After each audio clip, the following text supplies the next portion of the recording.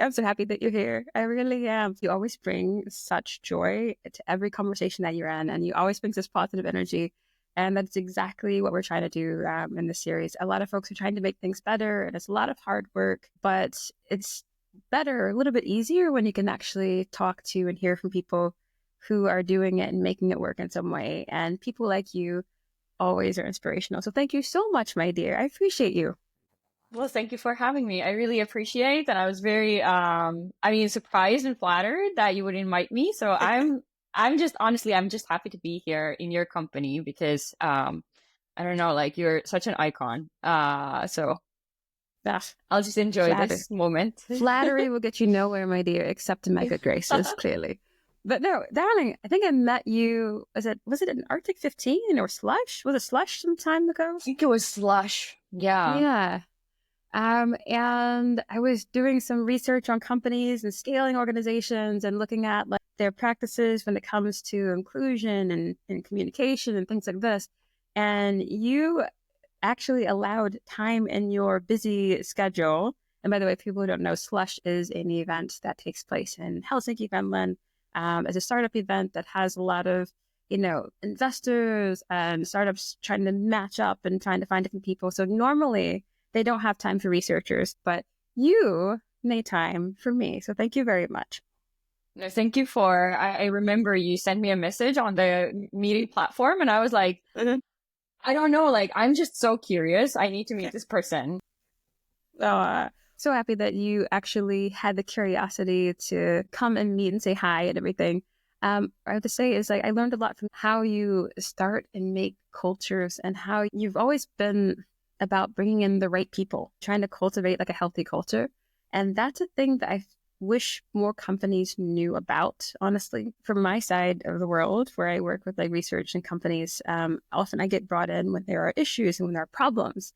So luckily, I've never had to come into one of your companies that you've worked in, because you all tend to avoid those kind of things. But for all those companies out there that are looking to build a healthy culture, I wanted to pick your brain about how do you make certain that you build something that's a healthy thing that's giving to people. It gives more than it takes away from them in their workday. What do you do? How do you do that? Right. That's a big question. All right.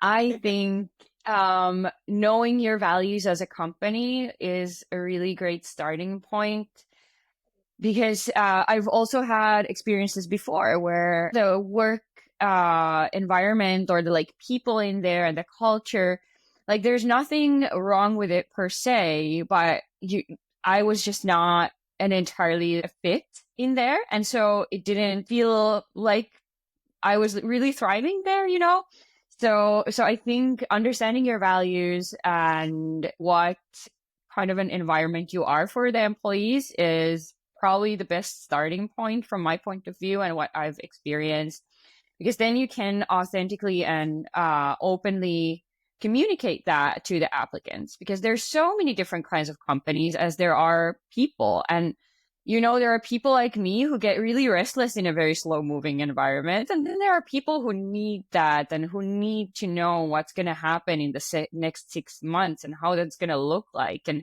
do something, a little bit slower moving. And then there's people who thrive in changing environment and building something.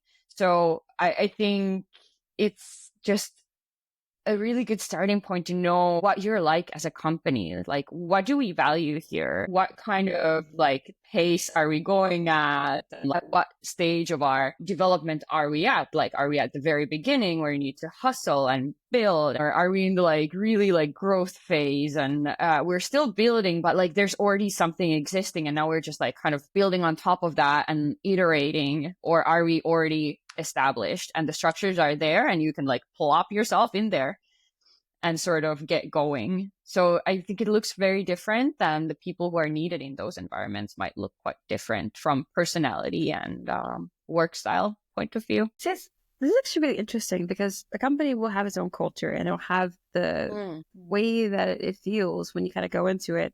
But cultures are not these monolithic things, right? So they're going to be different departments.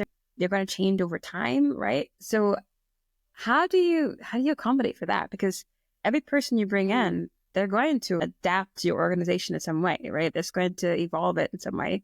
So how do you make sure that it evolves it in the right way? And what's that balance between defining like who you are and how you're willing to change to evolve for other people in that sense, you know? Yeah, I get that. That was one of my key questions when I started in my previous role. And I just wanted to find out whether you can scale a culture. Like, what happens to the culture when you add more people and different kinds of people into that mix? Because I'm not a huge believer in having an entirely homogenous environment. Like, of course, it can be like really comfortable for the people who are in it and who kind of fit into that box. But then we know that diversity is needed for innovation. So it kind of creates this like interesting concoction. But yeah, like how do you accommodate people in that growth?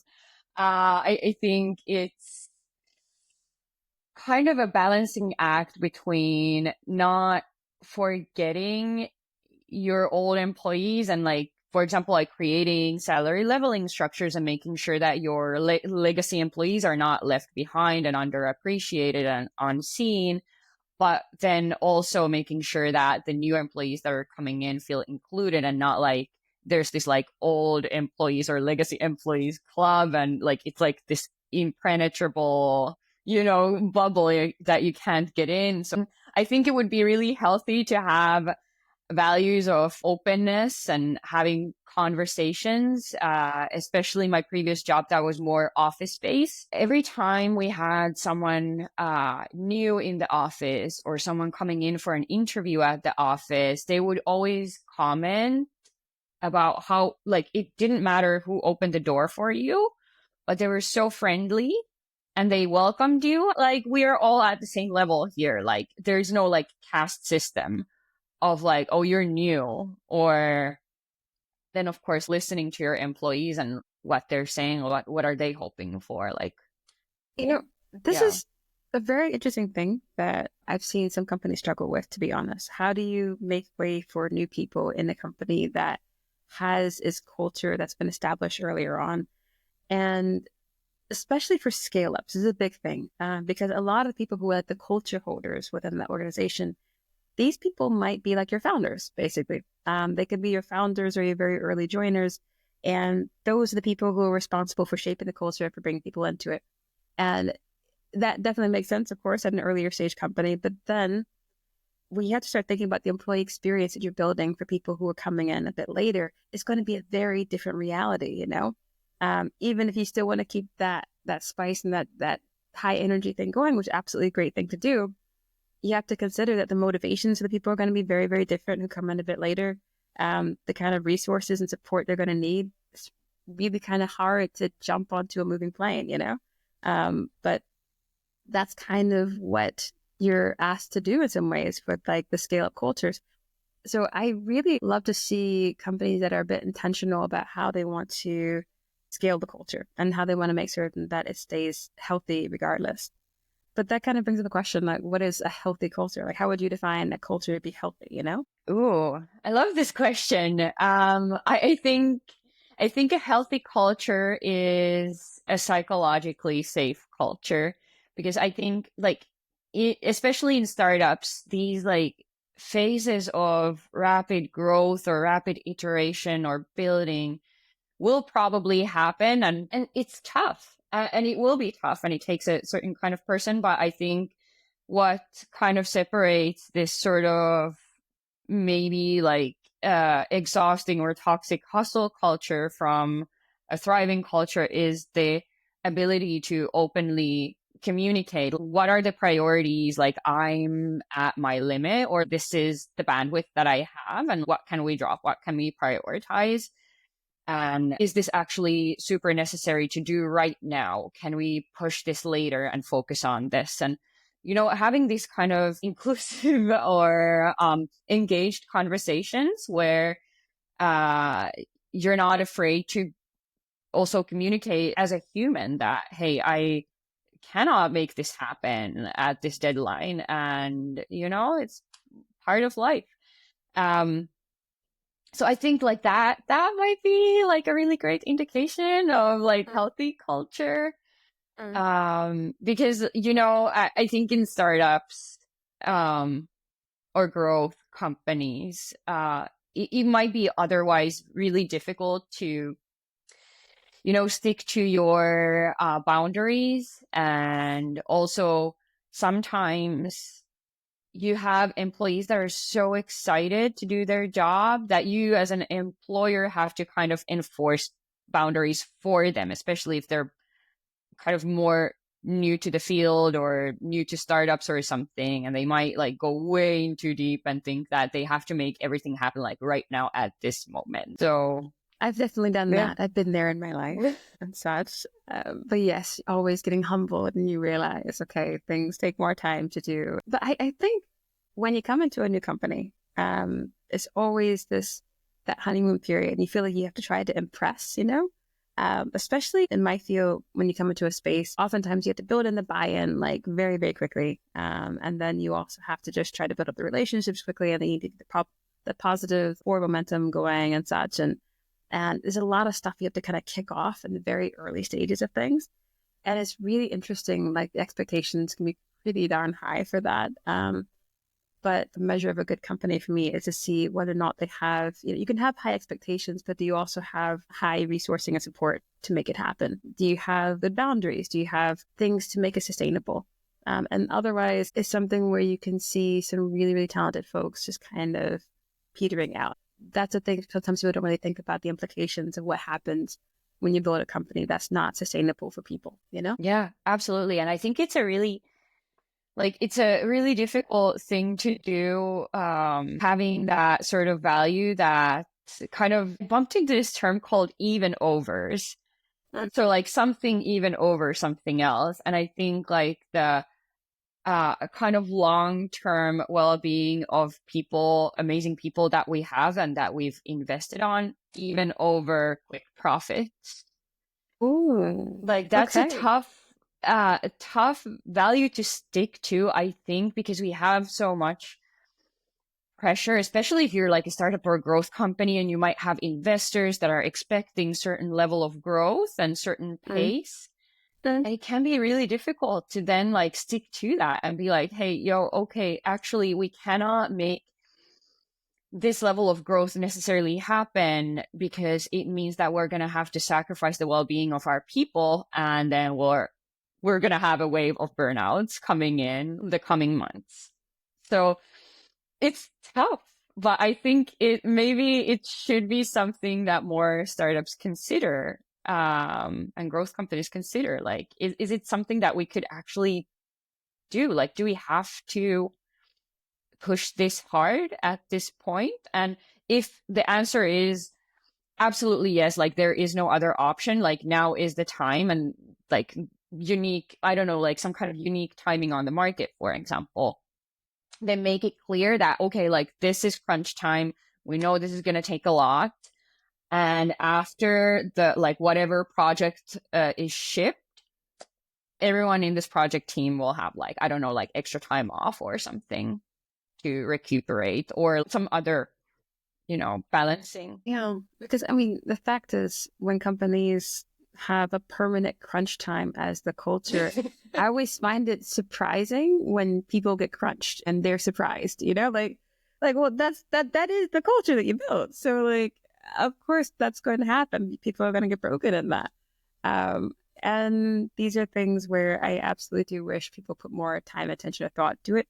Because yeah, people are thinking about how do you return that value for investors? How do you make certain that you can get that money back? But the fact is, I mean, at least a lot of the investors I know, of course, they invest in an idea of sorts, but they oftentimes invest in the team. And the team is really, really important for being able to execute on that vision that you have.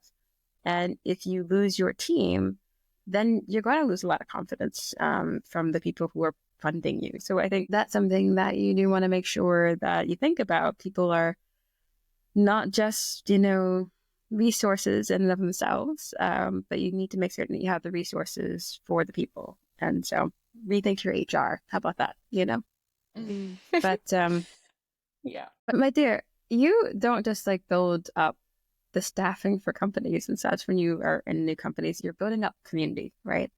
And I find that to be an underappreciated skill to work on community building, because it's not just putting people together. You actually have to make it work in some ways for those folks. Right. So how do you build up communities as you do? You're also very well versed in building up like professional networks and such as well. Like, is there much of a difference between those two, like, and how you approach that? Yeah. I think there's probably a difference because in my professional networks, I mean, they kind of overlap a little bit usually, but I think community building starts from the individual, and then we kind of start building upwards to something that is like a larger group of people.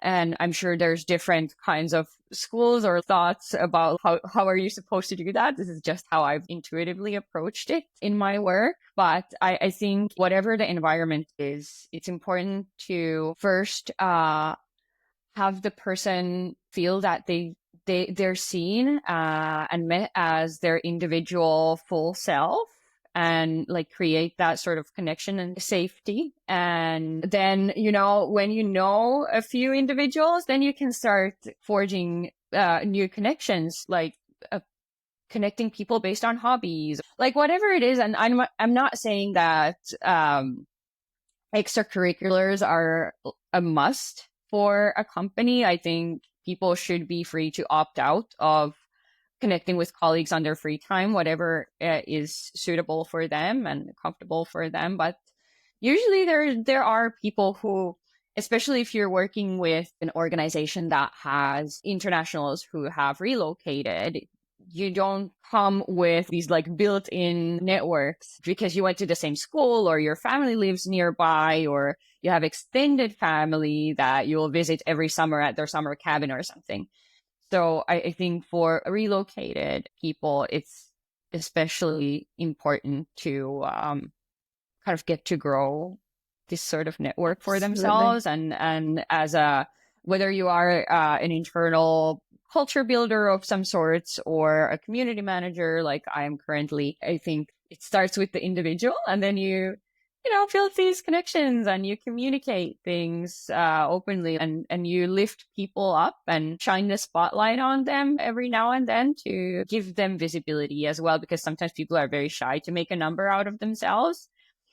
And there are people who feel uncomfortable with being in the spotlight, but most people will accept the praise or the highlight that they get. And then other people will become aware of them. And now we have lots of people aware of each other and connecting with each other and being like, hey, were you the one who does that thing? Or feeling comfortable with being like, hey, who here is also into board games or whatever it is. But I really appreciate, especially the thought about the internationals. I think that's something that can get really overlooked. In Finland, a lot of the folks in HR and people teams, etc., a lot of them, I would say disproportionately, are locals. These are people who are folks who are from local space, and they don't necessarily have that experience of thinking about what is it like to relocate into a new environment. And that can be challenging if you are, for instance, leading out people team for a startup or a scale up. And you might have to wear multiple hats. You might have to do the relocation things and beyond just the whole aspect of getting the visas together and making certain that they can have, this housing and such. You have to think about how are you relocating and supporting those people, right? That's a massive thought. And then trying to build out that community for them so that way they're supported, and not just them, but also the people they bring with them. So if they brought like a spouse with them, if they brought kids, how do they feel and how can they fit in? So that way you can actually keep that talent there, keep them retained and happy and growing. Because it takes more than just being planted in a company to actually thrive and grow there, right? So yeah, but I would hope that no person will end up being an island, kind of isolated from others, and it's like a heavy task for HR or people ops to do, also to take care of the full integration of the family. And of course, there's companies that have their own spouse program or they're a part of some spouse program, and I think it's definitely beneficial to share the resources that you're aware of that help people with finding their people here locally, whether it's professionally, like let's say like other international parents or whatever it is that your current life situation is, then yeah, I think maybe best and maybe easiest is also like kind of sharing resources of the communities that already are there. You don't always have to build everything from scratch. Then of course, like if you're, I don't know, Supercell or other heavily relocating employer, then it probably makes sense for you to build something of your own as well, as they have done, and it's amazing. But for younger companies or smaller companies, it's totally okay to use the resources that exist. Yeah. I mean, you actually work with a lot of international people, right? So in your job, and if you would talk about Herizon and what they're doing, it's fantastic, by the way. You're helping a lot of people who are international talent, particularly women, to be able to find roles within the tech space, different kind of startups, and to get placement early on, which makes a massive difference. If they can get that early equity and such, they can benefit from being in an early stage company. But I'm curious though, aside from finding the jobs and the positions and the placement, how do you think about making certain that they're in companies that can actually support them? I mean, is there any kind of like preparation to help the companies think about, hey, you're bringing in a person who's from a different place, or you're bringing in a person that's demographically different from you?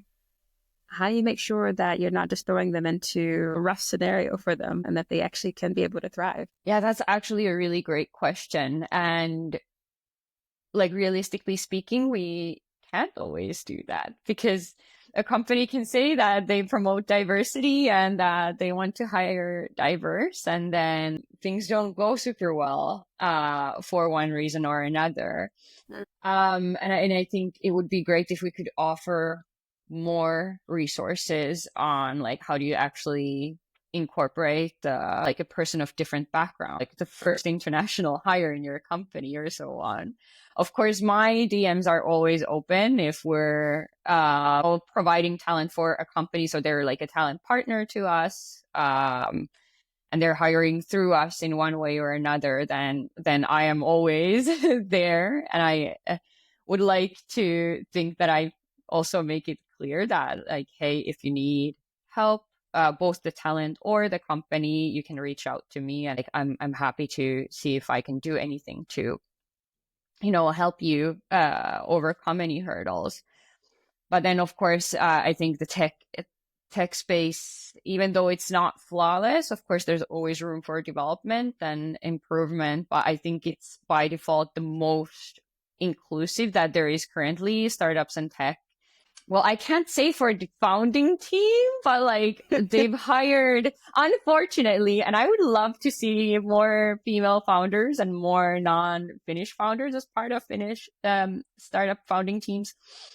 But most of them hire diversity early on. And so I think it's a really healthy thing for a company to do, and makes incorporating different kinds of people later on a whole lot easier, because you sort of, it's already ingrained in your company DNA that like, of course we have people who take time to pray during the day, or of course we have people who might need more silence, or like need to have like a space where like it's not an open office because they have, limitations when it comes to like sensory input or something else. Yeah. I find that it's easier sometimes for companies to incorporate, the first person might be demographically different when it's actually not the first person alone. So like if you have, maybe they're hiring the first two people and such at a time, as opposed to just having that one individual, that makes such a massive difference. Because say, for instance, if you're hiring a foreigner, the first international person, right? And if you hire this person in to maybe work in your international language, which a company might be in. So for instance, if you have your company language being English, but you don't really use it all the time or consistently, it's far easier for that new person to come in if they're not the only person, because then it makes it less of a personal burden for everybody in that sense. So they're not switching over to English because of Joe or because of, Katie over there. They're switching over to English because it's the company language. And, it's not like a personal burden. If people start thinking about, hey, we need to be more accessible. I've had some issues where, people have this retrofitting for accommodations and such. And, sometimes people can feel, they can make it feel like, oh, we have to accommodate, Sue over there and such. And it's not like Sue's fault that they didn't think about that, right. in advance. But just if you thought about these things from the beginning, or if you have different people who are coming in at various stages, where it's not just like one person by themselves, it's a lot less social pressure on people. People don't feel a lot of that social burden. And then also it's just easier to incorporate that into the culture when it's not just one person that you think about having to accommodate, but you also think about, hey, this is who we are and how we are. And these are the kind of people that we have in our company, right? So in that sense, yes, the tech industry and the games industry in Finland definitely have a leg up on that one, because usually they do have like groups of people coming in at an earlier stage that are like demographically different from the founders, who tend to usually be more homogenous group here. Mm-hmm. But it's something where it makes it an easier experience for folks coming in. And I think even companies in different other industries, they can learn from that to say, hey, let's not make it a personal accommodation problem in that sense, but make it more like a cultural adjustment. Yeah, absolutely. I've had experiences where people who applied for a job, and then I was interviewing them as the recruiter, and they were saying, one of the reasons why I applied was because I checked out your staff beforehand, and I could see that I will not be the only person of non-Finnish origin. And that was a really big moment for me to realize that, hey, I think people in predominantly Finnish organizations probably feel pretty lonely being a member of a different demographic. And I was so happy that we had that like diversity built early on. So I never had to like kind of overcome that hurdle back then. But then there's also this like interesting thing. I'm sorry, it's kind of like a sidetrack. This interesting thing where someone has made amazing efforts learning Finnish and become fluent in it, and they're already at a great level, and then they get employed in a Finnish organization, and everyone switches to English, and they're like, hey, I want to practice my Finnish. And I think it's a balance. It really is a balance. Like, so for instance, when companies advertise a role in English and they say the language is in English, and then they bring people in and that's not like the case, I think it's false advertisement. I think it's actually something where it isolates people significantly. However, if it's something where you have a bilingual situation, fantastic. That's great too.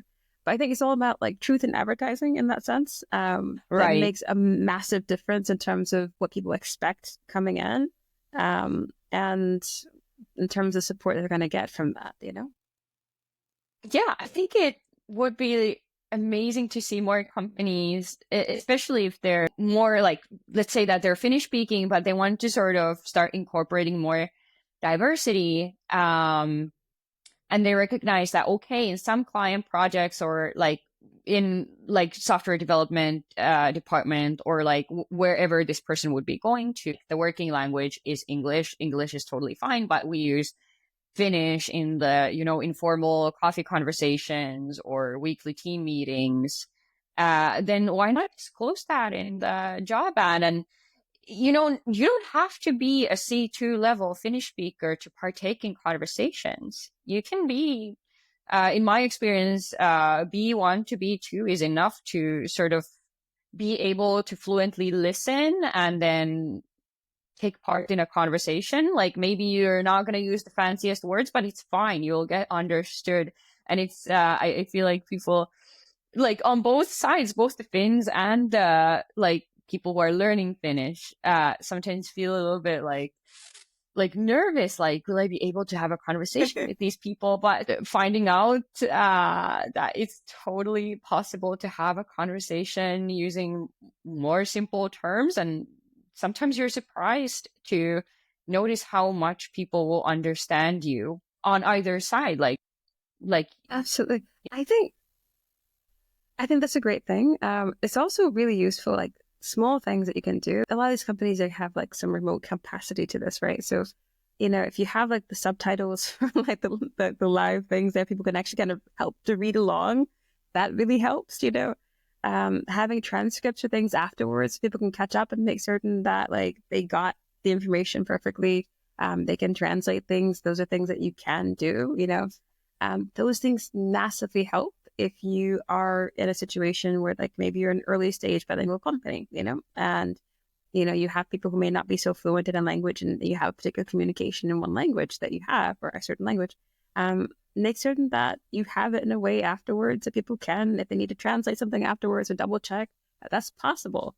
I think these are little things that anybody can do. You could have a note-taking AI service or whatever and such, and that's just, they can come to every meeting, and that's a quick thing. It costs like €10 a month for like a company. It's not that big a deal, right? right. And then, have some conversational safe spaces. That really is something that's a useful thing.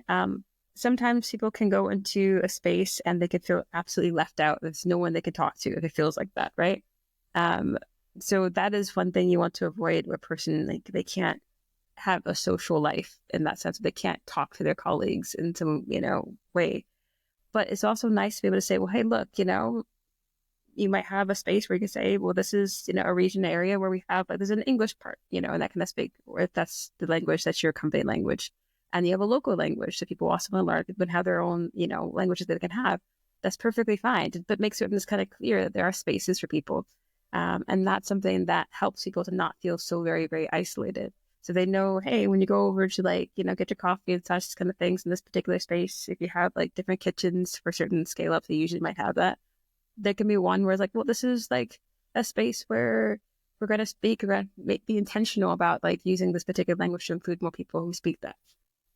And here we can kind of, you might have like a local language space in that sense, so people can be able to practice. And that's always a fun thing. We could have language exchanges and such, which I've seen people use and teach different languages from where they're from, So it's kind of cool. Yeah, absolutely. Yeah, that's one of my favorite parts of office-based cultures, that you get to have that like exchange of culture and language. And that's how I've collected a bunch of different languages, like kind of like just taglines. I don't actually speak these languages, but I have like something to say that's hopefully good and wholesome. Sometimes people teach you that like stuff you are not allowed to use, but I think it's just and it also creates this like just like human connection. Like, I am curious about you and your background, and like and I think language also tells a lot about how people think, because I think, I'm sure there's some psychology behind this that I cannot name at this moment, but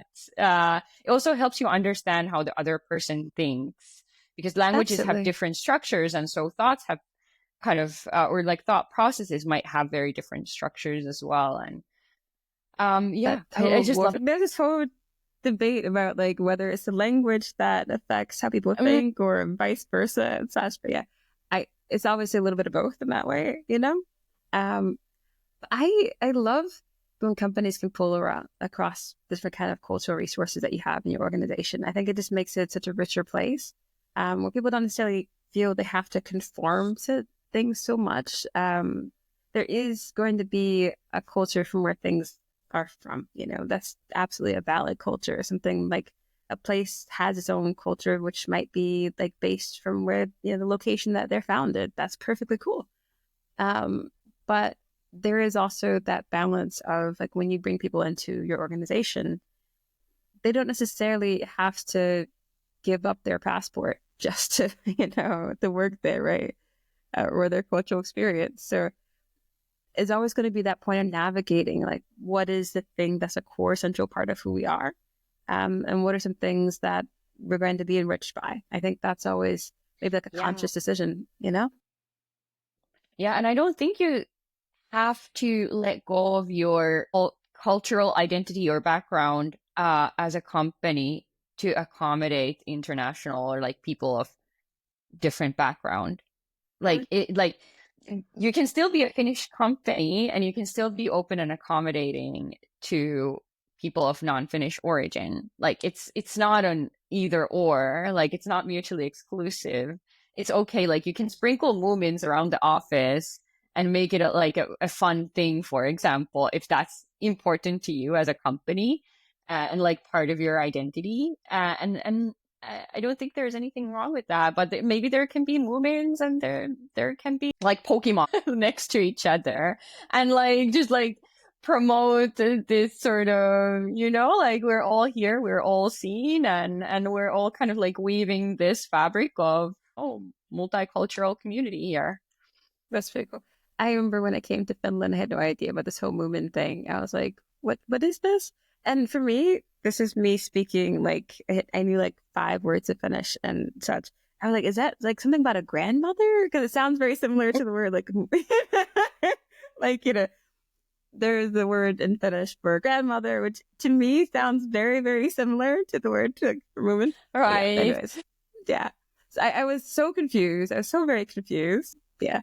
It took me a second or two, but I caught on. I got it, Mm-hmm. Yeah. I feel like it's just something that Finns are so proud because we're such a small country. So whenever there's anything of significance that people recognize abroad, we're just automatically proud of it. I want to be like, hey, that's us on the world map. Yeah, I think the first thing though for Finland, you think about like, I mean, I don't know, I could travel around the world and such, and people had like Nokia phones back in the day. And I think that was like the first international export. And then like the games industry is so massive here. I think everybody was playing or has been playing like Angry Birds at some point in their life or some, I was introduced to that by some German kids I was babysitting when I was like back there in Berlin. So yeah, so things get around, there's lots to be proud of, the local culture and things. But yeah, I think it's always an interesting thing to think about, like aspects of a local space that you want to be able to push up when you bring up in a company, when you're creating a company, when you're bringing people into it. And there's lots of things you can be proud of from the local space. So when we talk about like making companies more international, it's not like giving up the local identity. Far be it. It's something where you can say, hey, you can enrich, a lot of the local things that you have. You can make certain that, you can be from here and also accommodate and be a better company for all the people from around the world that you also employ. But yeah, that's just absolutely. my 2 cents on that. There's ways. Yeah, I agree with you. I think there's ways to kind of make space for people to bring their own cultural identity forward if they so feel, and kind of celebrate that. So okay, has there ever been any kind of like differences which you thought were maybe a bit too different to accommodate, like at an earlier stage? Have you ever felt like that there's a line between like what you can accommodate, or like the company is what it is and it just may not fit that particular person? What's that line that you have, Yeah, I think that's a really good question. There is some experiences like that, and like if we take away not being able to conform the like common code of conduct, but just like this person is just not a fit for the company, and like it's nobody's fault in any way. Like it's just like it's just not a fit. I think it's usually been, that you're better suited, either personality or skills and like motivation wise to a company of different stage. So like, for example, having someone who has like vision of what they want to build, but at the current point, we're too early on. You cannot build that because the groundwork for your area has not been done. So then it's like, well, we can't like magically make that foundation happen. Like it has to be built. And we understand that like what you really want to do requires that foundation. So what do? Well, then you have to, separate, and you can do it amicably. Like it doesn't have to be a fight. It's sort of like, we tried. It didn't work out, and that's okay. Nobody's mad at anyone. So that I've definitely seen, or then just people, coming into a role and they're super excited, but maybe they're more on the junior side, or they're kind of coming into a new otherwise, like maybe a different type of business, or like it's sort of like the same field, but like a different flavor, if that makes sense. So, for example, coming from like agency background to SaaS, it's a tiny bit different how to do things, for example, in like account management or customer success. And then like some people might find that like it's totally cool, they can adjust, and it's no big deal. But then sometimes maybe it just doesn't, the shoe doesn't fit. And then again, like we're faced with, hey, you want to do things like this, or this is how you've done stuff before, and how, like, what your process is. Like, it's not directly adaptable or applicable to this framework that we're working in, and in this context that we're working in. Like, is there any room here to, bridge that gap? If not, then you have to agree that maybe it's not a perfect fit, and maybe there's somewhere else where you can be happier, because otherwise it's going to be this sort of like pushback from both sides. Unless, of course, the person came in, they disrupted successfully, and made like work differently internally. Yeah. And there are definitely roles where you're looking for a person specifically to help the company somehow start working differently in that area. And that's totally fine. And then we know. But then there are roles where you already have a proven sort of process, and it's not like in the roadmap to start changing that, and then it might not be a fit. So I don't know. And I don't think it needs to be personal, and it doesn't have to be like a hostile conversation to be had. And this is why I think it's important to have check-ins when you have a new employee, that you're looking at their progress and having a conversation. How are you doing? Do you have any bottlenecks? What feels easy? What feels difficult? What can I help you with? And so on. So you'll catch those things earlier, and it doesn't have to be like one day before the 6 months are up. And then we wake up to the fact that I guess this wasn't the fit. And then the person is like left surprised and probably pretty angry as well. Yeah.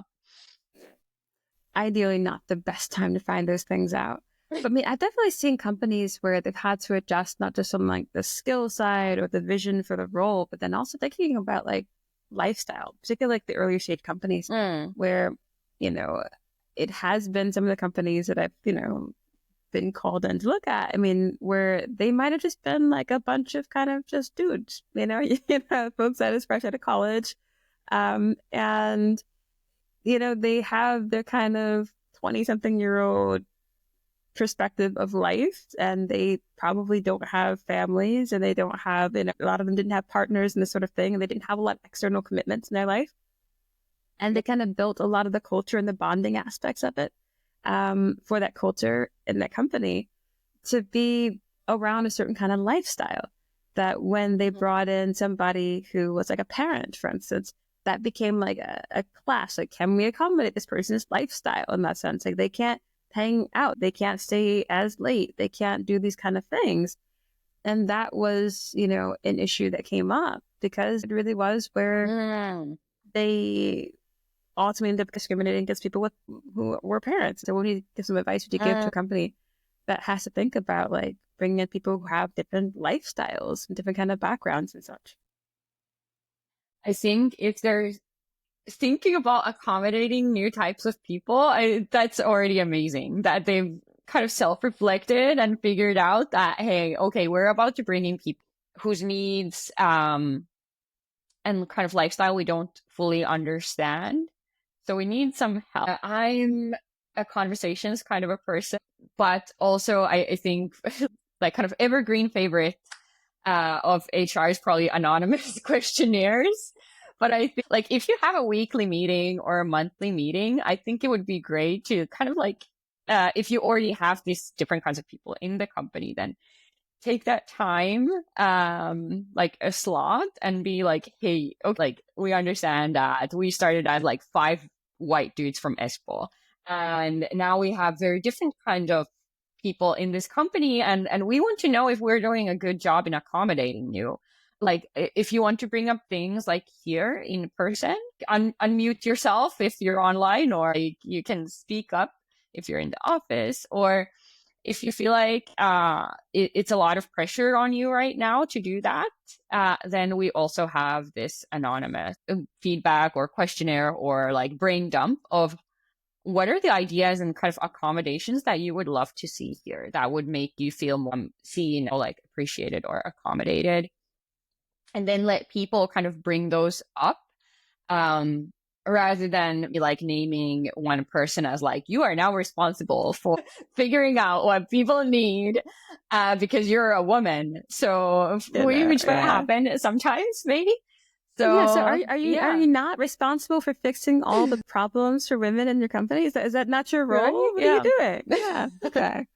No, Although I really love when I see like in the office, and I some like maybe mistakenly assume that it might have been someone who menstruates, that like, you know, in the women's bathroom or in the shared bathrooms we have, you know, menstrual products, and it always warms my heart. I'm like, oh, that's amazing. It's a thing, you know. I find that strange, that is strange for some companies still. We have toilet paper there, right? So isn't that a weird, like, wouldn't that be odd if we started saying bring your own toilet paper kind of thing, you know? So there are some human products you just got to think about having, right? I have a question though for you, because incidentally, you are also not just my inspiration for how you do everything at work and such, but also the fact that you somehow managed to be the parent of children, and you still seem to have your sanity and peace of mind. I don't know how you manage this. You know, good for you. But I kept thinking back of that last company I was talking about before. I was thinking about the advice that you can give to the company, but then also think about what kind of advice would you give to new parents who are coming into these high pressure roles or these kind of situations where they might be the first kind of parents that are maybe adapting that culture? What kind of advice would you give them to be able to thrive and to be able to handle the challenges of life with that? Yeah, that's actually a really great question, because I definitely, as a parent of small children, did overcommit myself early on. And I'm really grateful that I have a spouse who has less commitments when it comes to work than me. But I would definitely advise new parents who are entering the wonderful world of startups and growth companies and fast-paced environments to really think about their personal values and what they want their everyday to look like for it to be kind of fulfilling or satisfying for them. So maybe it is that you want to be able to make dinner every day at 5 p.m. So that means you cannot be working after 5 p.m. or like whatever it is for you that you feel like your family needs and you need as a parent to connect with your children and feel like you're a good enough mom. And there's definitely good enough when it comes to parenting. There is no perfect. So I think, or if perfect parents exist, then I have yet to meet one. And this is no shade to other parents. Like, to be human is to be imperfect. So I just I would start with kind of taking note of what are your needs as a parent, what kind of boundaries does it mean in practice, and then communicating that to your employer as well. Like, hey, I have small children. And of course, you don't have to communicate this in the interview process because employers are not allowed to ask. And I've never actually talked about my family in the interview process. It's only after I've been employed. And then, like, you know, like, hey, I have small children. That means that I'll be doing daycare and like taking kids in the morning and this is what my schedule looks like. This is what my flexibility might look like. But yeah, I think setting your boundaries and sticking to them is probably the best idea. And then settling with the fact that even though the pull of a fast-paced environment is really great and you really want to, like it's so exciting and you want to do all of the things, then just kind of make peace with the fact that your task list will never ever be totally done. There's always something that you will have to move forward, and it's okay. And then my colleague Sini actually has this really great way of understanding like how to prioritize things, and it's like simple enough for anyone to use. And it's this thing where you kind of take a task and then you consider, is this like a rubber ball or a glass ball? If I drop it now, will it shatter or will it bounce? And I found that in most cases, the tasks are predominantly rubber balls. Most things are okay to, drop maybe for today and then back up pick when you it can. back up tomorrow. Yeah. Yeah. I think that's the thing. Most things are not as urgent as we would like to, feel like they are in that way. But I kind of want to get back to what at one point you're talking about, like understanding your boundaries and your needs. And also, I would say make certain you understand these things change over time. I think that's something I've had to learn. Like I've had, a kid that's gone up to like, she's preschool age now. So like there have been so many different stages of that relationship and then how that interacts with my work that I've had to kind of reevaluate. So I was constantly like a reevaluation of, all right, so this is what I need at this point, and that's going to change. And being okay with yourself to understand that these things are flexible things, these things are evolving things, and that is something that you have to build that in with your work as well. So it's not a static situation. It's something that you have to kind of give yourself grace and flexibility with, in the same way that you'll give yourself grace and flexibility with your team at work, to be able to work and collaborate with you as well. So I think that it just comes down to the constant renegotiation and understanding of things.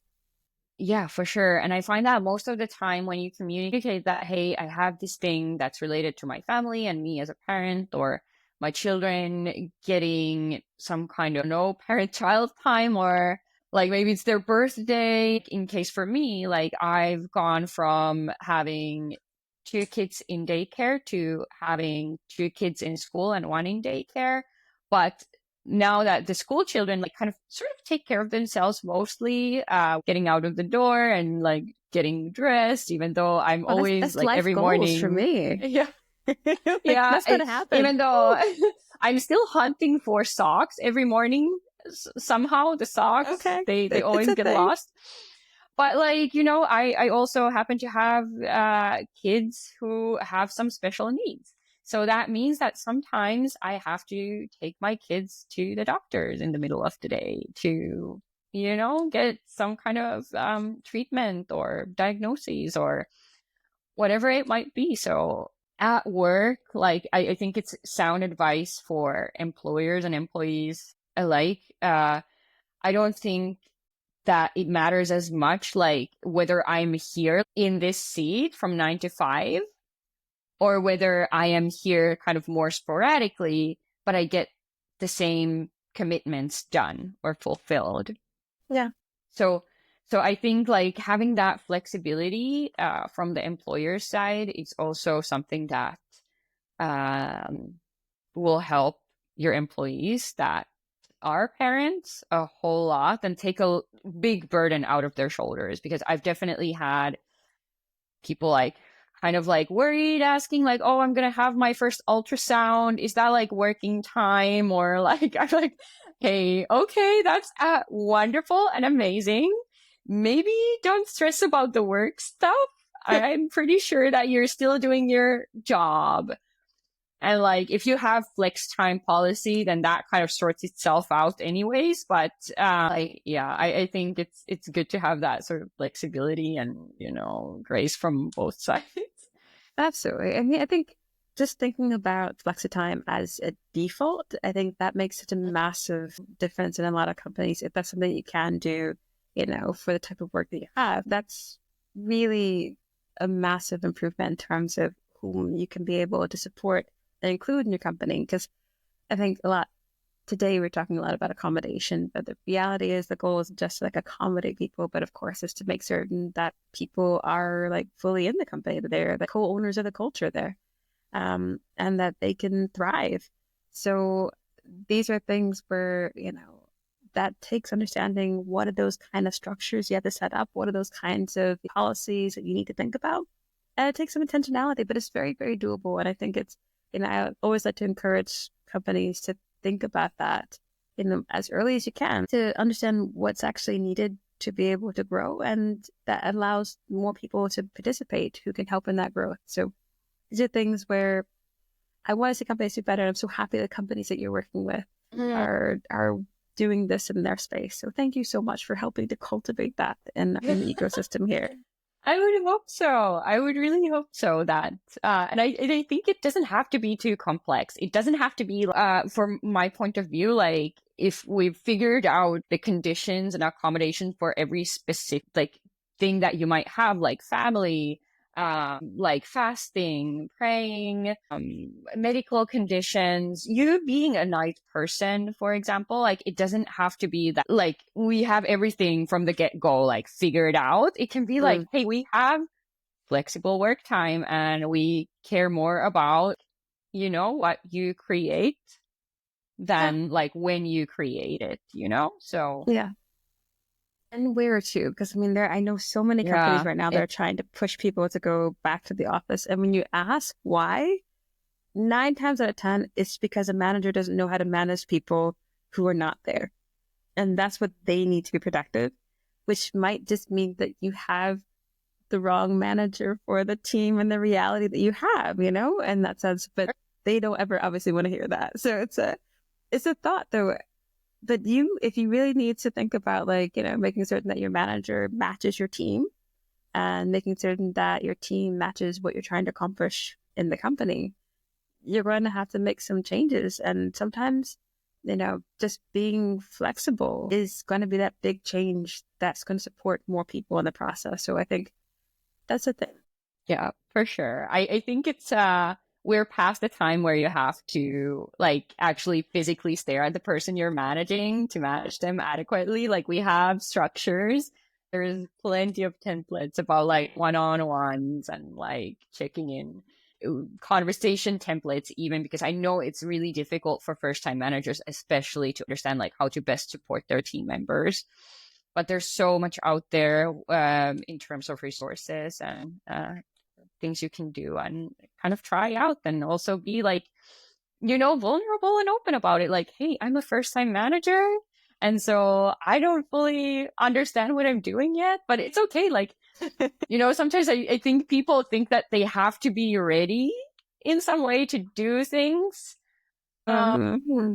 But like, how did the people who are now senior or lead level, like, how did they learn that? Well, they tried, they gave it a try, and it's okay. And you'll probably fail, but I think it's so much safer when you can be like, hey, we're both here learning, and I would love you to help me to learn as well. So like, please give feedback on. You can also like learn before you get the job. That's so of course. I'm not saying. I've definitely seen some people promoted to being manager before they had any kind of training on that or any preparation for that. Like we can prevent some problems actually just by making certain people learn the basics before they get that role. Fingers crossed. But you're always got to learn about the people that you're working with, the people that you're supporting when you get those people. That's something that's going to be that dynamic learning that's going to happen in real time. But yeah, some of the things like you can find those techniques. You can find like what are some conversational templates like you mentioned, or like some good strategies for people management and people development before you get the job. And that could be a great criteria to think about before we promote people to roles where they have that authority over folks, where they actually can really shape people's experiences, that they really have that understanding beforehand about what are some things that might entail. So that's Oh yeah, the basic thing, absolutely. you know? Yeah. You know? Yeah. I'm sorry. I was like fully in the mode of like we're building as we're going and everything is falling apart. But which is something, but like I would love if there was like more of a ramp and resources and training available for people You know, before they let's step not into set that role of folks up to authority. fail. You know? Yeah, exactly. So like Exactly. I'm fully in support of actually training people before they. But it is a balance. It's a balance. Because you can study a book all day, and that's not going to be what the reality is that you're going to see in front of you. And it kind of almost reminds me of when back in my early teaching days in school, when you're learning like certification courses and such, they always tell you, you know, make certain that you teach your student and not your plan. You know, like the plan is there to guide you, like the resources that you've learned and all that kind of stuff you have, that's there to make certain that you have an understanding of how you might proceed. But the reality is the goal is to work with those people and help those people succeed. So I think that's the mindset you have to take with you no matter what, whenever you're working with people. Like you can have your plan, you can have your learning, you can have your training and such. And that's a great, you know, guideline, which helps give you some foundation. But ultimately, your responsibility and what you're trying to accomplish is with those human beings that you're collaborating with, right? And yeah, I think that's the refocusing sometimes we have to make. Yeah, and I think you just said some magic words. We were like, you know, I'm here to help these people succeed, and I think that's already such a great, you know, starting like mindset wise. That's what we're up to. And whatever you are up to this week, my dear, I have no idea what that would be. But whatever you are up to for this week, I am hoping that you're going to succeed. And I am certain that all the people that you're working with are going to be, you know, put in a better position because they get to talk with you and have you in their day and such. But my dear, whatever it is, I hope it's going to be great. So thank you so much for spending some time and sharing some tips and thoughts and such this week with other people. I appreciate you. I appreciate you. Thank you so much for having me. And like, I will like throw the like appreciation boomerang right back at you. I think it's always such a joy to talk with you. And I always feel like I leave our conversations with just a little bit of like extra wisdom and like these like nuggets of like really good stuff. So I really appreciate this. Thank you so much, Laura. You're such a light, like a little light. Occasionally, sometimes the light is actually even on. That's the miraculous thing. My dear, have a great one. I'll catch you later. Take care. Bye.